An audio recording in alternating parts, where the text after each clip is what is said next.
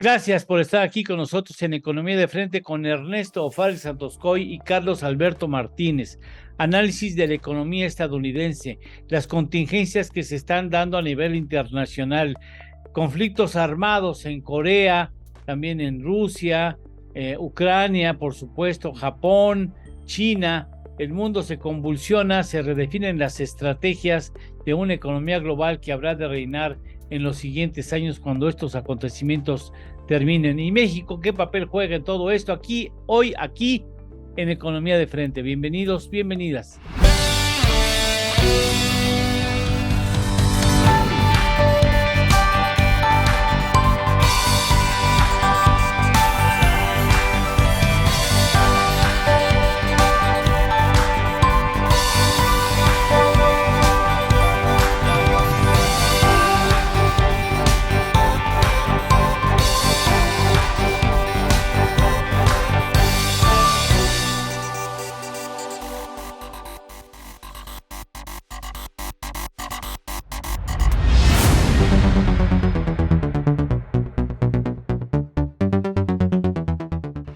Caballeros, bienvenidos. Ernesto O'Farrill Santoscoy, ¿cómo estás?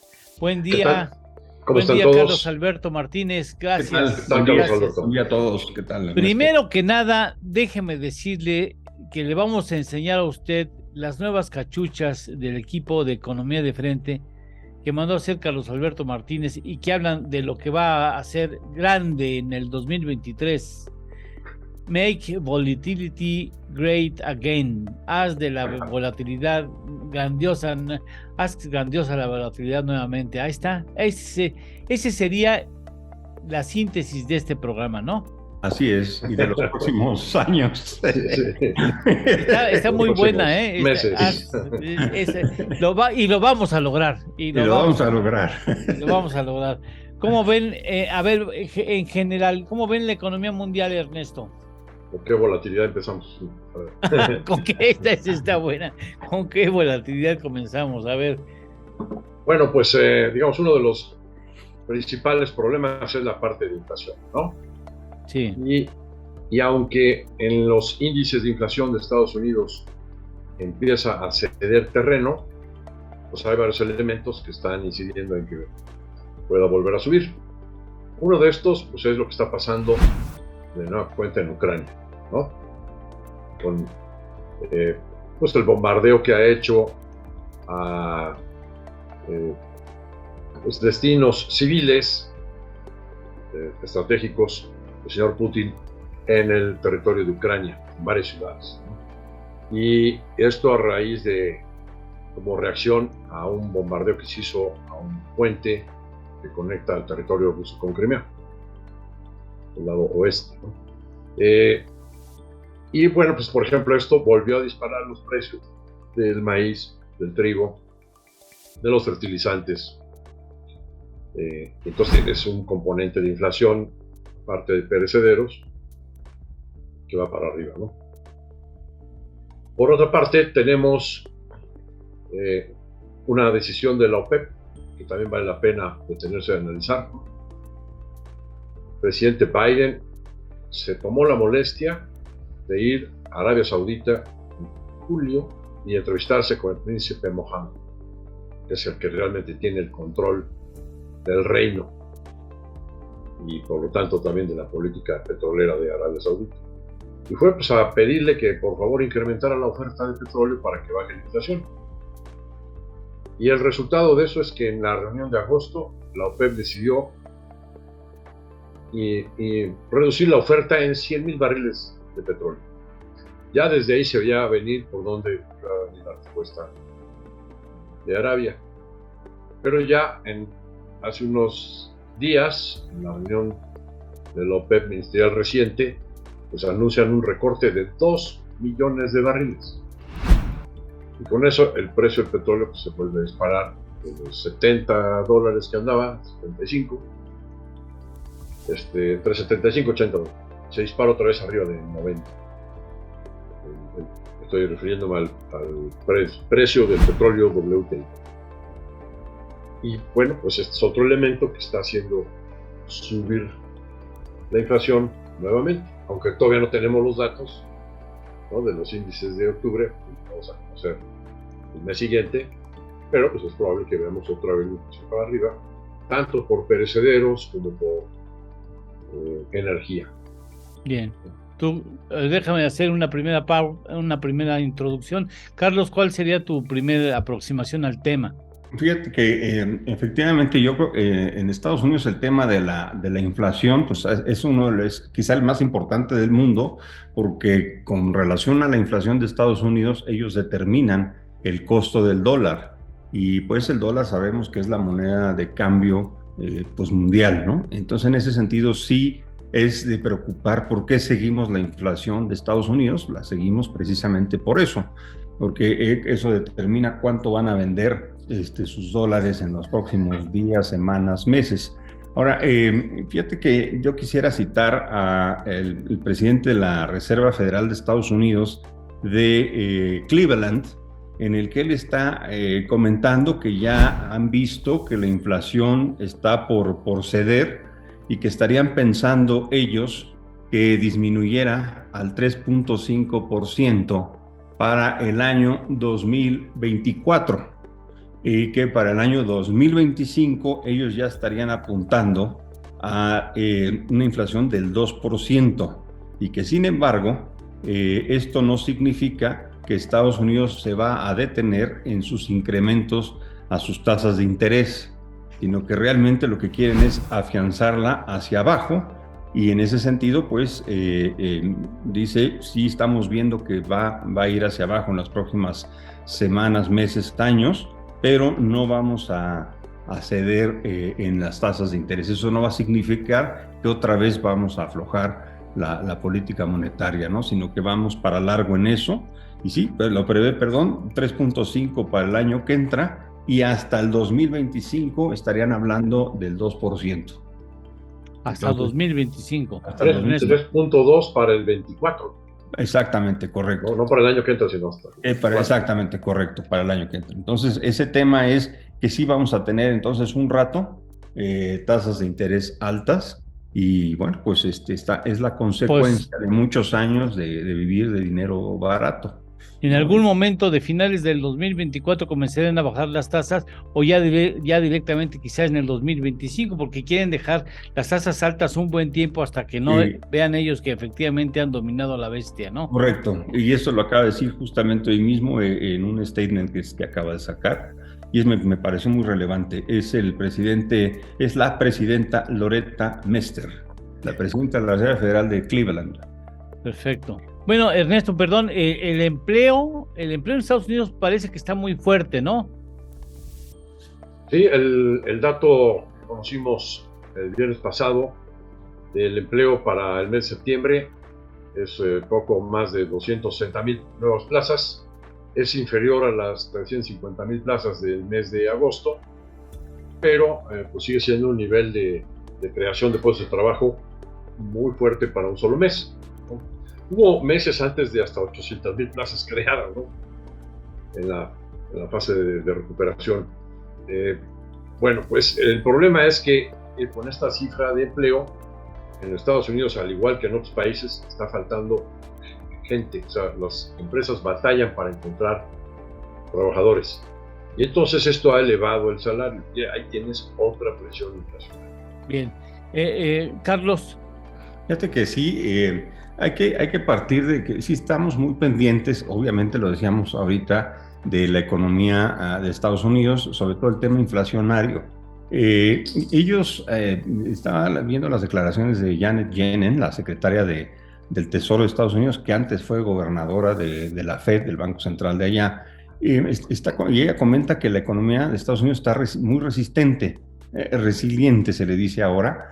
Y entonces, pues que ella está notando eso, y precisamente tiene que ver mucho con el empleo, que sabemos es un indicador muy bueno para saber la salud de una economía, ¿no? La generación de nuevos puestos de trabajo.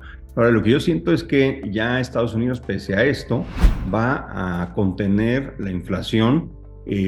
Todavía faltan 2 alzas de tasas de interés en lo que resta del año, para noviembre y para diciembre, y siento que ellos ya están tomando la decisión, que es la decisión que debían de tomar todos, de entrar a una recesión para evitar la inflación.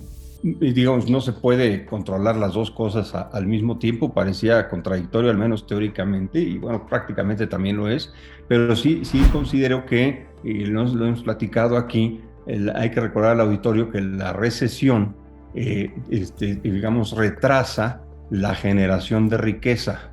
Lo que ya tengo, o bueno, no se crean nuevos puestos de trabajo, no se crean nuevas empresas, no se crea nuevo capital, lo retrasa. Pero la inflación, hay que recordar, destruye el capital que ya está instalado en una economía, ¿no? Destruye las cuentas de ahorro, destruye el valor de las empresas en capitales, destruye el valor de nuestras propiedades, nuestra casa, nuestro automóvil, etcétera. Pierden su valor automáticamente y, por supuesto, nuestro ingreso, nuestro sueldo, pues también pierde valor. Entonces, es mucho más dramático el fenómeno inflacionario que el modelo recesivo. Y yo pienso que Estados Unidos, aunque está resistiendo muy bien su economía a las alzas de tasas, sí considero que va a la recesión porque van a tratar de entrar a ella y salir lo más pronto posible, pero conteniendo la inflación. Ese es como yo lo veo hacia adelante. Bien, si lo permiten, hacemos una pequeña pausa y regresamos a más temas que tienen que ver, por ejemplo, entre otros, petróleo, el FMI, el asunto que las proyecciones del Fondo Monetario Internacional no son buenas. Ya veremos qué nos dicen los analistas de economía de frente. Regresamos.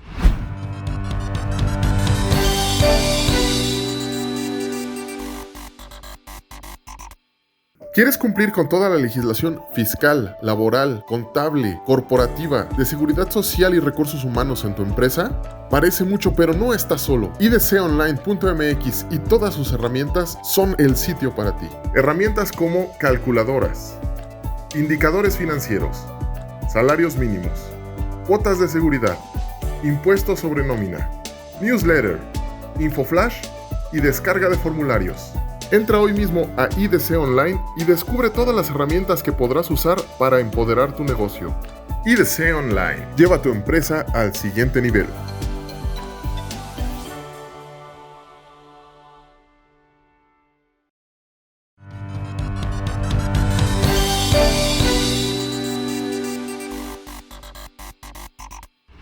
En el contexto de los pasados días, el Fondo Monetario Internacional dio una previsión, revisó sus previsiones y extendió otras más hacia ajustes, y quisiéramos conocer su punto de vista, caballeros. Ernesto. Sí, cómo no. Bueno, el Fondo Monetario hizo una revisión de sus pronósticos económicos, dado que pues, está señalando que hay un alto riesgo de recesión. La verdad es que esperábamos ver datos revisados de sus pronósticos más realistas, ¿no? Menos optimistas. Aunque sí hubo revisión a la baja, pues me parece que todavía están optimistas los datos. Por ejemplo, para la economía mundial estaba estimando un crecimiento del 2.7 para el año entrante, cuando antes estaba estimando pues, un dato, ¿no? Para Estados Unidos está estimando 1%. Para el caso de la zona euro, 0.5. Ahí sí, ese dato de 0.5 está diciéndote que sí atravesaría la eurozona por una recesión. Incluso para Alemania está estimando menos 0.3. Para el Reino Unido también 0.3. Para China, positivo, para el Reino Unido 0.3 positivo o negativo. Positivo. Sí. Mientras que para Alemania es 0.3 pero negativo. Sí. Para China 4.4. Para México 1.2. Para Rusia menos 2.3. Por ejemplo, el de Rusia se me hace poco, ¿no? Menos 2.3, ¿no? Yo creo que puede ser menos 10. Para el caso de Estados Unidos, por ejemplo, comparando con las proyecciones que hace otro organismo internacional, que es la OCDE, que también optimistas, no. Para Estados Unidos ellos estiman 0.5 para el año entrante, en lugar de 1% que está estimando el Fondo Monetario Internacional. Y tanto la OCDE como el FMI están esperando que México crezca 1.2 para el año entrante. Bueno, con una estimación de 0.5 que dice la OCDE o 1% que dice el FMI para Estados Unidos, no veo cómo México pueda crecer al 1.2%. O sea, que México crezca más que Estados Unidos, me parece que es demasiado optimista, o han de saber algo que yo no sé, ¿no? Carlos. Fíjate que de lo que salió del Fondo Monetario Internacional que comenta Ernesto, la sorpresa fue, obviamente, bueno, no la sorpresa, sino lo importante del boletín y de las conclusiones es que todas las economías del mundo van para abajo, ¿no? Nadie se va a salvar. Sin embargo, coincido con Ernesto, se me hace extremadamente optimista. Mira, por ejemplo, pensar que China va a ir al 3.2% el año que entra, pues lo veo complicado.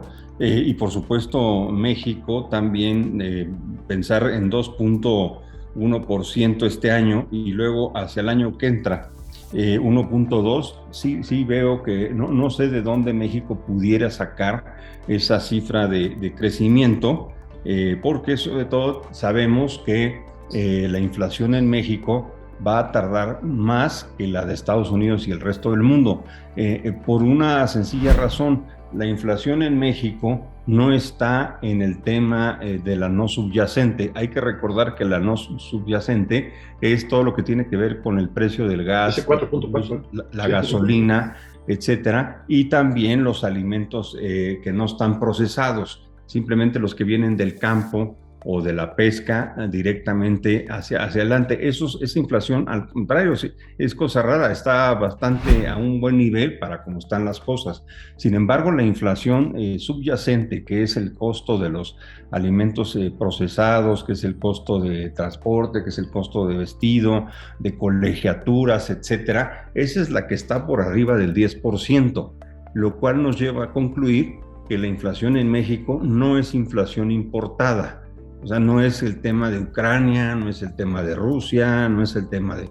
algo hay de eso, pero tenemos una inflación en México notablemente más alta por otros factores. Lo hemos platicado aquí, el tema de seguridad, ¿no? El cobro de derecho de piso, las extorsiones. Que el gobierno no reconoce claramente o abiertamente. Y sabemos que muchos del pollo, del maíz, etcétera, está determinado en muchas regiones precisamente por el crimen organizado. Entonces, a lo que voy es que la inflación en México está siendo distinta a la internacional. Sí, la internacional le ayuda a estar alta, pero también aquí adentro tenemos nuestros problemas, y en ese tenor con alta inflación hacia adelante, no veo cómo México pueda lograr crecimientos interesantes hacia adelante, y más con un periodo recesivo en Estados Unidos, ¿no? O sea, ya está marcando el hecho de que hubo problemas del pasado que ahora se reflejan en una incapacidad de producir los productos necesarios en las mesas, aparte del factor inseguridad que indudablemente afecta, Ernesto, a las mesas también, porque pues los productos llegan más caros. Exactamente. Hay factores externos y también hay factores internos. Y lo grave del asunto es que pues aquí, pues, por más que suba la tasa del Banco de México, siguiendo la Reserva Federal, ¿no? Pues ese tipo de factores, como es la inseguridad que inciden en los precios, pues no se corrige con incrementos de tasa. Entonces son elementos que están permanentemente afectando o distorsionando a la formación de precios en nuestro mercado nacional. Sí. Obviamente el transporte, las mercancías que se transportan de un lado a otro dentro del territorio nacional, pues se las roban a cada rato. Entonces, pues simplemente al no haber producto por tema de robo, pues simplemente el producto encarece, ¿no? Entonces sí hay otros elementos. Entonces, volviendo a la proyección del Fondo Monetario, pues sigo pensando que es optimista para todo el mundo, ¿eh? Ahora, perdón que te interrumpa, ¿hacia dónde piensan que México ya tiene una inflación de 3-4%, como sería la meta del Banco de México, Carlos? ¿Para cuándo te gusta? Yo creo que podría estar la inflación en ese tenor pues es probable que el año que entra empezaríamos a hablar y pongo este factor político, ya estaríamos hablando de precampañas rumbo a la presidencia de la República, etcétera. Esto pues siempre genera que la autoridad trate de influir un poquito en las variables macroeconómicas. Yo creo que una inflación apuntando ya hacia la meta del Banco de México de 3, un punto o más menos a 4 o 2, yo lo estaría viendo, pero hasta el 2025, 2025. Fácilmente. Yo creo que todo este sexenio se va con inflación alta. ¿Tú también coincides con eso, Ernesto? Sí, vemos nosotros un crecimiento económico para México del -1 para el año entrante. Y creo que también estoy viendo optimista, Ajá. Sí. ¿También te estás viendo optimista con creo que -1? Sí, con me los está temblando la mano.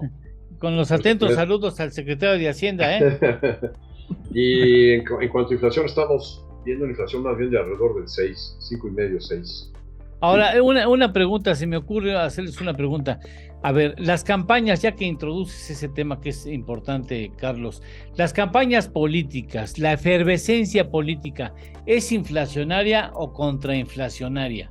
Es inflacionaria porque sale cash de todos lados. Entonces, ¿qué es eso? A salir dinero Cambió. hasta debajo de las piedras. Córtale, pues, Joseph, córtale, por favor, René, córtale esto.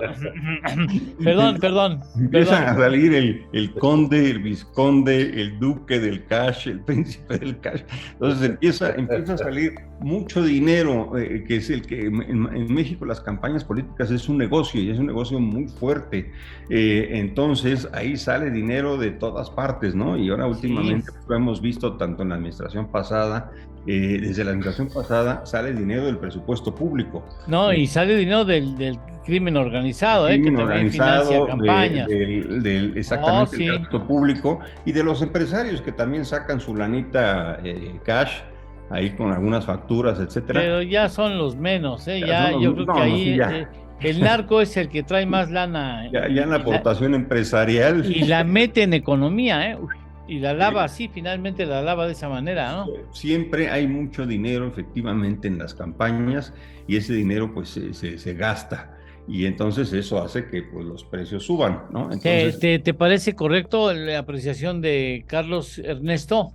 ¿También? No, totalmente incorrecto, ¿no? Yo creo que no. En México no hay campañas con efectivo, con dinero en efectivo, no creo. No. Y por lo tanto no creo que sean inflacionarios, al contrario, yo creo que deprimen nada más para la actividad económica. Fíjate, nada más para darle un ejemplo al auditorio, en la campaña presidencial del entonces presidente de Estados Unidos, Bill Clinton, con Clinton sí métete. Costó $90 millones. 90 millones, aquí son más caras en México. Ahí está pues totalmente auditado y transparente. 90 millones transparentes. Transparentes, exacto. Ahora, la campaña para el presidente municipal de Guadalajara, que en aquel entonces, era similar en las fechas a la del presidente Clinton, costó $32 millones. Entonces, imagínate nada más si un presidente municipal, si bien de una capital grande que es Guadalajara, se echaba en aquel entonces $32 millones, pues imagínate cuánto cuesta una campaña de gobernador o de presidente, candidato a la presidencia. Son carísimas. Son costosísimas y pues el dinero no sale nada más del INE, ¿no? Claramente, pues no. Recuerdo que para esas fechas, no la campaña del presidente municipal de Guadalajara, sino las elecciones presidenciales alrededor de ese año, el año 92, se habían estimado que habían costado cerca de 150 millones de dólares. ¿Cuánto? ¿150 millones? 150 millones de dólares. Correcto. Recuerdo un dato, sí. Bueno. Estimación, Yo estimo que deben ser como los 12 minutos. Vamos a una pausa y regresamos. Ahora son más caras, Perdón. Sí, pues sí, por supuesto, ahora son mucho más caras. En aquel entonces no había competencia. Sí, exactamente, pero ahora hay muchos patrocinadores de diversos grupos y no necesariamente políticos, por cierto. Vamos a una pausa y regresamos. Bien.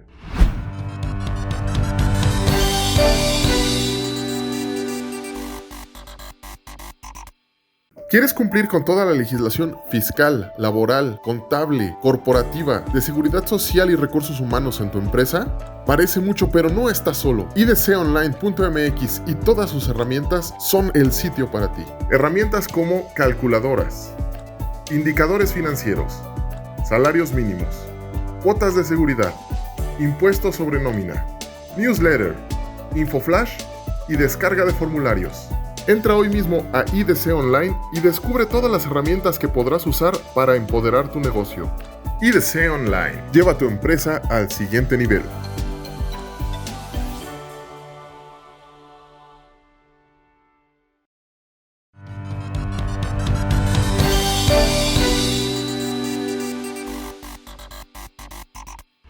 Y estaba revisando, bueno, pues entonces, oigan, a ver, hay muchos frentes armamentistas abiertos. Japón está siendo fastidiado por Corea del Norte, le avientan misiles sobre su superficie. Está también el asunto de China contra Taiwán, haciendo prácticas hostiles frente a las costas de Taiwán. Está también el caso específico de Ucrania, por supuesto, despachado por Rusia. Está Estados Unidos metidos en todos lados. O sea, como que hay muchos frentes abiertos. ¿Cómo lo ven ustedes? Me pregunto, ¿se estaría recomponiendo el escenario global así? Totalmente. Fíjate que yo como lo veo efectivamente es que el escenario tanto geopolítico como económico, digamos el tablero geopolítico y económico que veíamos antes de la pandemia ya no va a existir, ¿no? Antes de la pandemia pues teníamos a Occidente completamente dominando de arriba abajo el planeta, los aspectos culturales se exportaban, estábamos muchos países asumiendo prácticas culturales de Occidente, estábamos también haciendo negocios tipo Occidente, estábamos mercadeando con la fuerza de Occidente y obviamente el suministro y el crecimiento de China. Todo esto no lo vamos a ver ya ahorita. En adelante a mí me parece que hay muchos países que están en contra del estilo de vida occidental y no es nuevo. Muchas regiones de los países árabes, el mismo China, el mismo Rusia, la misma India, que en cuanto a sus valores culturales, religiosos, etcétera, traen una visión muy distinta. Si a eso le agregas la parte económico-comercial, pues sí, siento que estamos ante una nueva formación, estamos más bien viendo históricamente la formación de un nuevo esquema de economía global, distinto, ya no va a ser unipolar. Yo pienso que vamos a regresar a la bipolaridad, en este caso encabezada más que por la parte militar, encabezada por la parte económico-comercial, en donde claramente yo veo un bloque entre China y muy probablemente la India, Rusia, no pocos países árabes que puedan estarse uniendo para hacer su propio mercado. Y China lo veo como que va a entrar a la venta de garage de Rusia. Cuando Rusia acabe muy gastada y muy todo, yo creo que va a llegar China a comprar todo el cascajo que quede en Rusia. Y de alguna manera pues va a tratar de ahí sacar ventaja. Pero sí veo a China de un lado y veo a Estados Unidos del otro como los dos grandes satélites, y ahí pues alrededor lo que guste, ¿no? Alrededor de China y Rusia pues puede estar Brasil, puede estar Venezuela, puede estar Cuba, puede estar la India, puede estar Sudáfrica, obviamente Norcorea, etcétera, y Rusia, por supuesto. Y del lado de Estados Unidos, pues traemos a Canadá. Esperemos que México, por supuesto, que México se vaya de ese lado, por obvias razones. Ese va a seguir siendo muy poderoso, y pues Europa occidental, ¿no? Es como yo lo veo.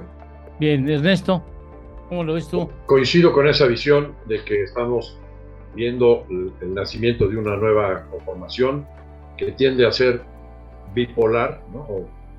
De dos grandes hegemonías lideradas por Estados Unidos y por China.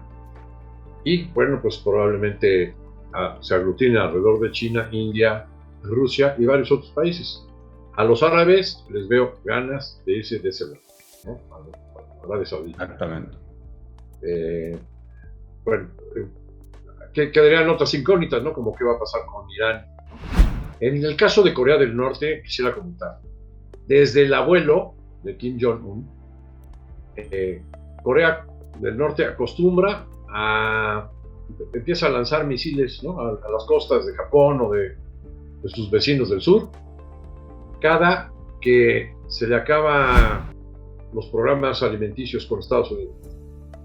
Es increíble, pero así funciona la cosa. Entonces, si vuelves a ver ahora al nieto aventando cohetes, bueno, está pidiendo comida. Y Estados Unidos es el que se lo da. Exactamente. Sí. Ahora hay que tratar de ver si Estados Unidos tiene la capacidad para estar, es poderosísimo. Claramente es la economía, pues es un monstruo, lo estamos viendo ahorita, ¿no? China pintaba muy bien, va a seguir siendo muy fuerte, pero no al tamaño que Estados Unidos está saliendo adelante. De hecho, de esta enorme crisis que estamos viendo de inflación, de recesión, de post-COVID, etcétera, pues Estados Unidos está muy fuerte. Es una economía muy sólida que sí tendrá algunas dificultades los siguientes meses, pero partiendo de un nivel muy alto, ¿no? Entonces, pero si tendría la capacidad de Estados Unidos de estar metido en todos lados, ¿no? Yo pienso que está muy complicado pues poner los pies por todas partes y sí vas a tener de socio aliado a una Europa occidental, pero que va a estar muy golpeada. Fíjate que estoy viendo aquí unos datos del Banco Central Europeo que está saliendo hoy mismo. Está diciendo que ya muy pronto, tan pronto como este mismo año, Europa estaría perdiendo a la razón de 175,000 empleos por mes. Eso es, digamos, lo que está viendo ya el Banco Central Europeo con relación a la Europa occidental, o digamos la Europa unida, ¿no? Entonces sí vas a tener un aliado, Estados Unidos, pero medio debilzón. En el caso de Arabia, bueno, pues después de haber recortado el petróleo en 2 millones de barriles, la producción de petróleo, y entonces descararse que está del lado de Putin, pues el presidente Biden pues ya ordenó que pues, se le prohíba a las fábricas americanas venderle armamento a Arabia Saudita. Ándale. Correcto. Ahora, ahí hay un factor que es importante y afecta a México. ¿Qué tan débil puede llegar Biden a las elecciones? Y si nos conviene que haya un relevo y pierda Biden y pueda ir a los republicanos nuevamente la presidencia. Bien, este año en noviembre tenemos elecciones intermedias. En noviembre. Y uno de los factores que más está afectando la popularidad de Estados Unidos, del presidente Biden, era la inflación. Es la inflación. Y entonces, en la medida que pues, se le sale de las manos y Arabia recorta la producción y se dispara el precio del petróleo, y el señor Putin se pone a bombardear destinos civiles en Ucrania y se te disparan los precios de los perecederos, la inflación se te vuelve a subir. Entonces la Reserva Federal tiene que seguir actuando, subiendo tasas de interés, induciendo a una recesión que me parece que para el mes de noviembre pues sí le va a afectar mucho a la popularidad del señor Biden. Perdón tantito, Ernesto, si me permite. Sí, adelante. Está, justamente en este momento está sacando una encuesta, la está publicando, y es una encuesta que podríamos tener cierta credibilidad porque es CNN, que normalmente pues es muy acrítica a estas cuestiones, pero está comentando en su encuesta que la aprobación del presidente Biden está en 44%, y el 56% desaprueba su labor. Pero lo que se resalta es que en el mes de julio, que es cuando hicieron la anterior encuesta, Sí. El presidente Biden estaba en 38%. O sea, ha crecido la popularidad. Ha crecido de julio para ahorita, digamos hasta septiembre, que están sacando los datos ahorita en octubre, subió al 44%. Básicamente el 36% solamente aprueba su manejo económico. Esto en lo que dice Ernesto, ¿no? La parte de la economía, solo el 36% del americano lo aprueba, pero en cuanto a al manejo de las relaciones exteriores, el 48% de los norteamericanos están de acuerdo, digamos, con su gestión. Entonces sí estamos hablando. Fíjense, también el 78% de la aprobación de Estados Unidos considera que Biden está haciendo muy bien para combatir la pobreza. en Estados Unidos, ¿no? Y bueno, pues esta es una encuesta muy Y en México, marginalmente. interesante, sí, ya lo quisiera, eso no lo tiene ni México. Bueno, sí. Mira, que los norteamericanos se encarguen de cambiarse a Biden y nosotros lo traemos. Exactamente, correcto. Entonces, creo que se está fortaleciendo el tema de Biden. Sí, efectivamente, la economía en muy mal momento lo está agarrando a él, pero sí, del 38% al 44% en un par de meses. Ahí va. Ese ¿no? perdón de los créditos a estudiantes es lo que le dio, sí, muchísimo. Sí, el haber condonado los créditos a los universitarios. Pues es que ese es un problemón en la Unión Americana durísimo, ¿no? El problemón de cuánto deben los estudiantes por sus créditos. Sí. Hay todo el mundo, si no pides eres millonario. Solamente si eres millonario no vas sin crédito, si no, vas con créditos. Y los créditos son altísimos, las colegiaturas están muy fuertes en Estados Unidos, ¿no? Son carísimas y además culturalmente tienen la costumbre desde hace décadas de que los estudiantes se pagan su carrera, no los papás, no los padres. Ay, no, qué bueno, entonces vámonos para allá. Como papás, vámonos para allá. Como papás, vamos para allá, sí. No, bueno. Mijo, ¿qué crees? Ya me hice gringo, ¿no? Sí, ¿qué crees? Entonces, sí, traes una acumulación tremenda de adeudos de los chavos pues que salen de la carrera y ya traen una deuda de $100,000-$150,000 encima, ¿no? Entonces, pues sí, que la atoren, pues así, que se vengan a estudiar de la UNAM, aquí es bien barata la universidad, ¿no? Totalmente. Bueno, vamos a una pausa y ya le dedicamos un espacio a México, ¿no? ¿Quieres cumplir con toda la legislación fiscal, laboral, contable, corporativa, de seguridad social y recursos humanos en tu empresa? Parece mucho, pero no estás solo. idconline.mx y todas sus herramientas son el sitio para ti. Herramientas como calculadoras, indicadores financieros, salarios mínimos, cuotas de seguridad, impuestos sobre nómina, newsletter, infoflash y descarga de formularios. Entra hoy mismo a IDC Online y descubre todas las herramientas que podrás usar para empoderar tu negocio. IDC Online. Lleva tu empresa al siguiente nivel.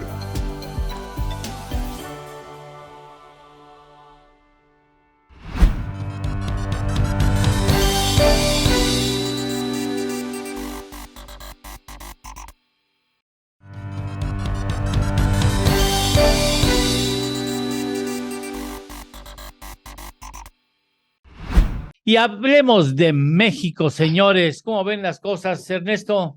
En México estamos atravesando por un momento de reactivación económica de corto plazo. Interesante.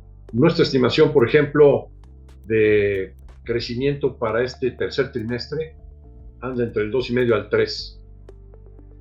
Los crecimientos que no hemos visto en todo el sexenio. ¿No?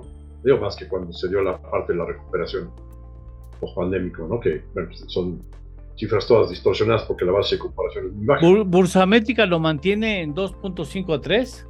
Entre 2.5 a 3. El PIB muy bueno, ¿no? El PIB del tercer trimestre. Así es. Para el mes de agosto estamos estimando un crecimiento del 3.2. Cifras que se dan alrededor de agosto.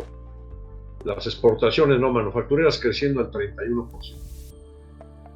Las exportaciones del sector automotriz, autopartes, crecieron 40%.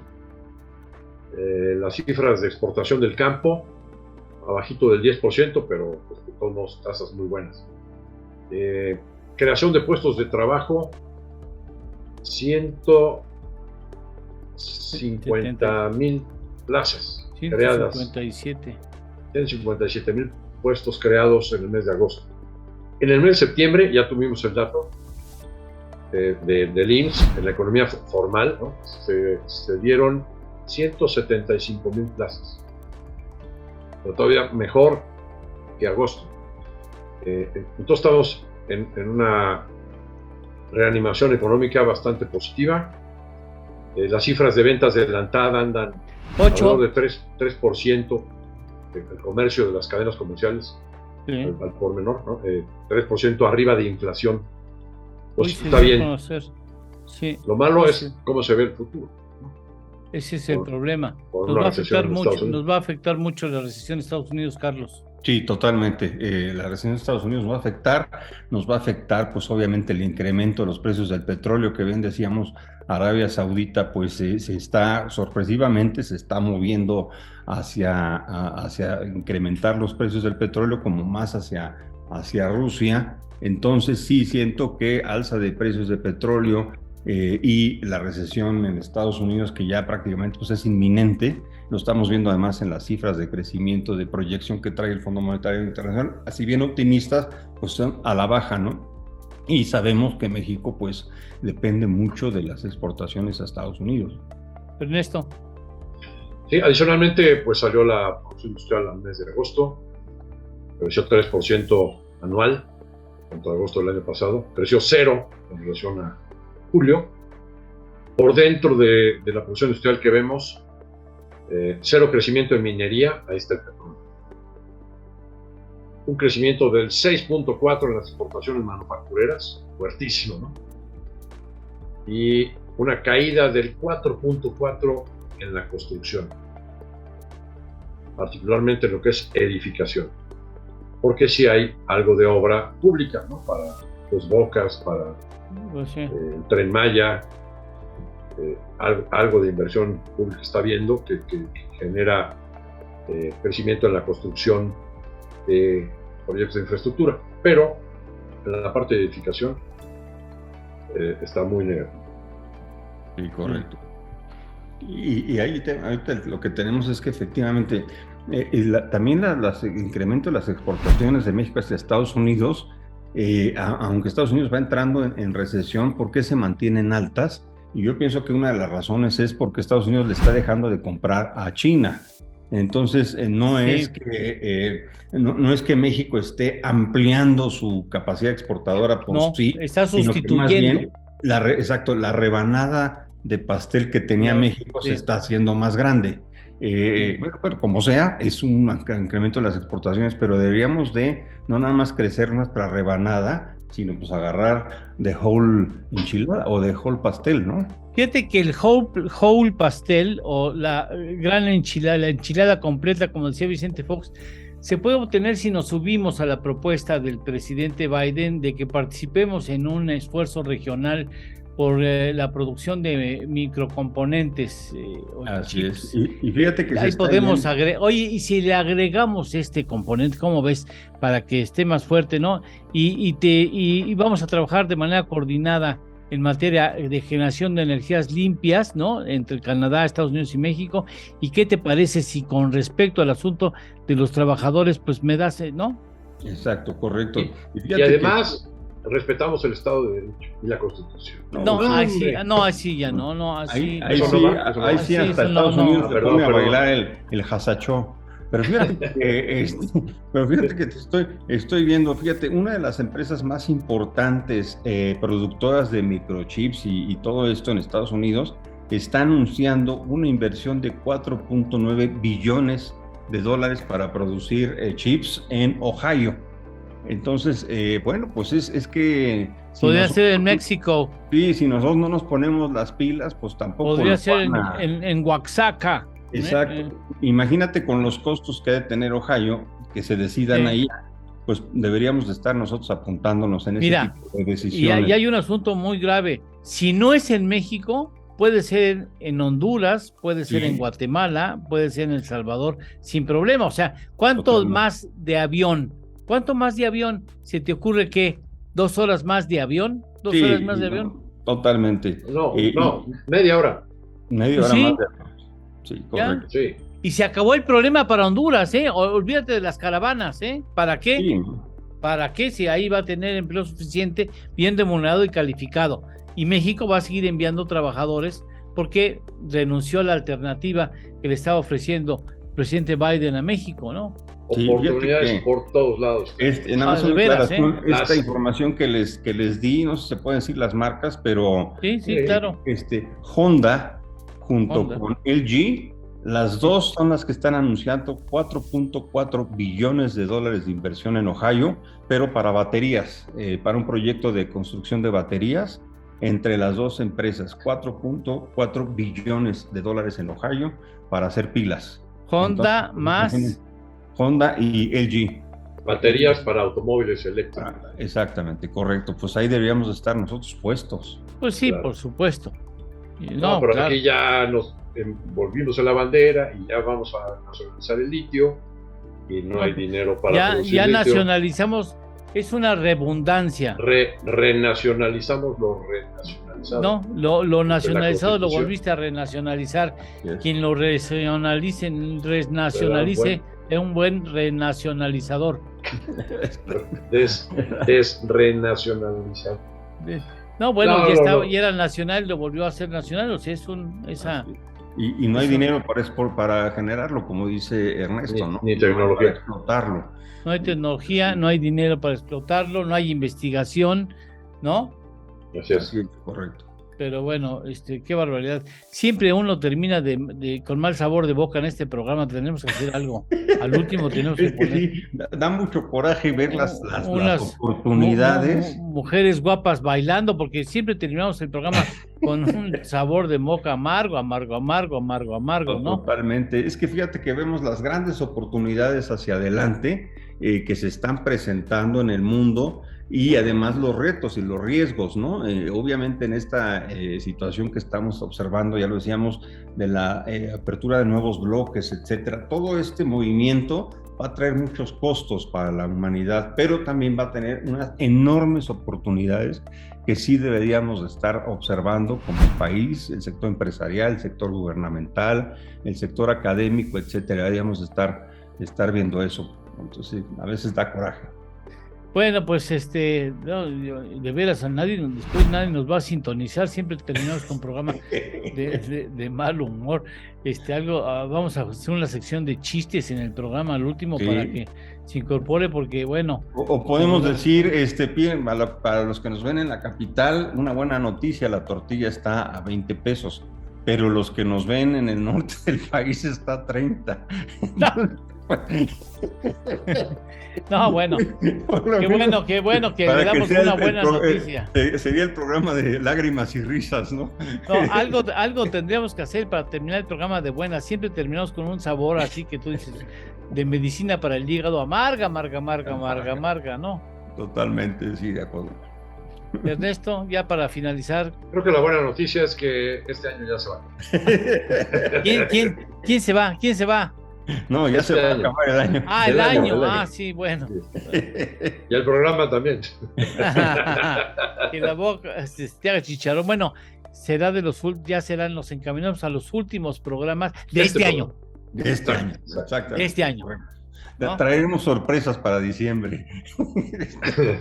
Un aguinaldote de este tamaño, sí, por supuesto. Sí, es unos cisnes negros envueltos. Unos cisnes negros para que ustedes pongan en su sala, ¿no? En lugar de pavo. Sí. ¿Qué vamos a cenar? Cine negro. Como los polivoces, ¿se acuerdan del programa Los Polivoces? En lugar de pavo, pollo rostizado, y en lugar de sidra, pues sidral, ¿no? Entonces así vamos a estar. ¿No? Bueno, totalmente. Muchas gracias. Siempre se disfruta mucho ver esta óptica de buen humor en las economías, aunque sea de basadita, ¿no? De rabanadita. Muchas gracias, Carlos Alberto Martínez, un amable. Gracias, Eduardo, Ernesto, muchas gracias. Gracias. Estén bien todos. Querido Ernesto Fares Santoscoy, muchas gracias. Nosotros hacemos una pausa de 7 días y regresamos. Estamos en Economía de Frente. Muchas gracias. Hasta la próxima.